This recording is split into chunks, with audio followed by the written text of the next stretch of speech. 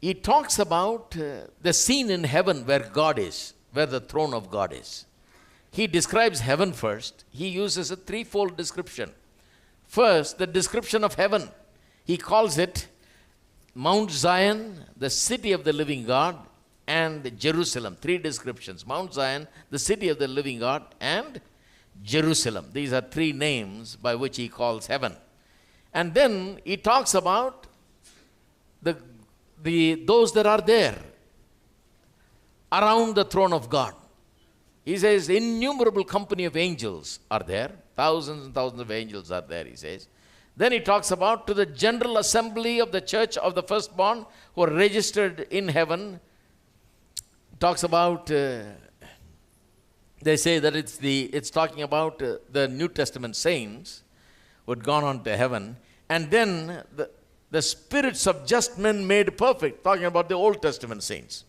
So, these three groups are there. Angels, Old Testament saints, and New Testament saints are gathered there around the throne of God.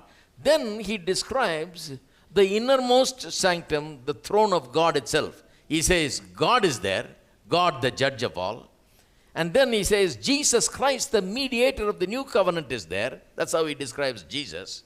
And then, interestingly, he says, and to the blood of, there is the blood of sprinkling that speaks better things than that of Abel. Amazing. Where he puts the blood.